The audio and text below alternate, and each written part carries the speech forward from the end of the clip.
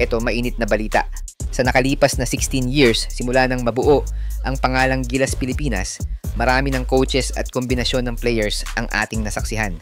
Mula sa Gilas 1.0 hanggang sa current lineup ng ating national team, anong roster nga ba ang nakakuha ng pinakamataas na achievements at masasabi nating pinakamalakas sa lahat ng nabuong lineup ng Gilas Pilipinas? Pero bago yan, like and subscribe lang mga kabady para sa latest basketball news and highlights. 2009, the birth of Smart Gilas Pilipinas. Sa year na to, nagsimulang ipanganak ang programa ng SBP noon na tinawag na Smart Gilas, kung saan binubuo ang team na to ng mga amateur players from UAAP at NCAA para buuin ang inaasam ng karamihan na dedicated Gilas lineup sa year 2009. Meaning, target noon ng SBP na magkaroon ng dedicated roster para lang sa ating national team dahil nga dati pa man ay mahirap na ang pagkuha sa mga players from PBA para maglaro sa ating national team. Si Coach Raiko Toroman ang kinuhang coach noong 2009 ng Gilas para imando ang ating national team sa mga FIBA sanction games lalo na sa mga dating edisyon ng FIBA Asia Cup. Kay Coach Toroman nga din nagsimula ulit na kumuha ng foreign coaches para lang ilagay sa Gilas o ating national team dahil kasagsagan pa din noon ng bakbakan sa PBA at halos lahat ng Pinoy ay nakatutok pa sa mga teams gaya ng Ginebra at Pure Foods. Binubuo ang Smart Gilas Pilipinas o Gilas 1.0 ng mga collegiate standouts gaya ni na Ateneo Stars Chris Chu, Rabeh Al Husseini at Japeth Aguilar, Lasal Kijer JV Casio, FEU players na sina Mac Barakael, Mark Baroka, Aldrich Ramos at JR Kawaling, Letran Knights playmaker na si RJ Hazul, San Sebastian Bigman na si Jason Ballesteros at UAAP MVP at UST gunner na si Dylan Ababu.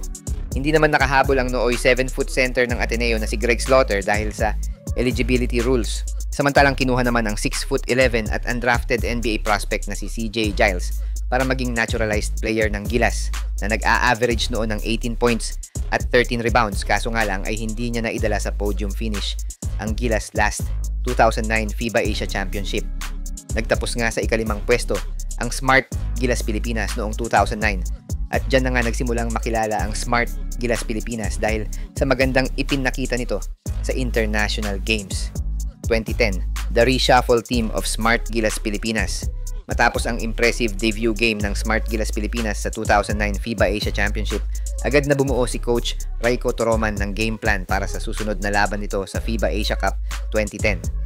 Nais nga niyang i-adjust ang kanyang roster para sa mga kakulangan nito last 2009 FIBA Asia Championship. Dito na nga binuo ang Smart Gilas 2.0 lineup na binubuo pa rin karamihan sa mga players niya from Gilas 1.0. Kasama pa rin sa lineup niya ang mga guards na sina Chris Chu, JV Casio at Mark Baroka. Binalik din sa lineup ang frontcourt na sina Japeth Aguilar, Mac Barakael at Jason Ballesteros. Samantalang dalawang field foreign players naman ang nakapasok sa lineup. Yan ay sina Chris Latz at Marcio Lasiter. Dalawang veteran PBA player naman ang kinuha ni Coach Raiko para tumulong sa Gilas at yan ay sina Asi Taulava at Sol Mercado. Samantalang nakasama na si Greg Slaughter sa lineup pero hindi lang natin sigurado kung siya ba ang naging naturalized player ng Smart Gilas that time dahil nga tinanggal sa 2010 lineup ang naturalized player na si CJ Giles after ng stint nito sa 2009 Smart Gilas. Nagtapos naman sa pang-apat na pwesto ang Gilas dito sa 3rd FIBA Asia Stankovic Cup matapos matalo sa Lebanon sa semifinals at matalo naman sa Qatar sa 3rd place game 80-75. Nakapasok naman sa 2011 FIBA Asia Champions Cup ang Smart Gilas matapos nga ang kanilang stint sa 2010 Stankovic Cup. 2011 ang redeem team ng Smart Gilas Pilipinas. Matapos makuha ang 4th place sa 3rd Stankovic Cup last 2010, napunta naman sa Group D ng 2011 FIBA Asia Champions Cup ang Smart Gilas na tinawag na noong Gilas Pilipinas para mas lalong patibayin ang pangalan ng ating national team. Sa pangatlong taon ni Coach Raiko sa Gilas, ay napanatili niya ang kalahati sa kanyang unang lineup para mas magtuloy-tuloy ang chemistry ng team. Kasama pa rin sa lineup sina Chris Chu, Mark Baroka, JV Casio, Japeth Aguilar, Mac Barakael, Chris Latz, Marcio Lasiter at nakuha pa rin ang commitment ng PBA veteran na si Asi Taulava at madagdag ang versatile player na si Ranidel De Ocampo. Kinuha na din ng Gilas ang serbisyo ng TNT star na si Jimmy Alapag at makasama pa ang athletic forward ng TNT na si Kelly Williams. Samantalang na-approved naman just in time ang naturalized player na si Marcus Dautit na siyang pumalit kay Greg Slaughter bilang sentro. Nakapasok naman ang Gilas sa quarterfinals matapos matalo ang Chinese Taipei, pero natalo naman sila sa semifinals kontra sa Jordan at makaharap ang South Korea sa third place game.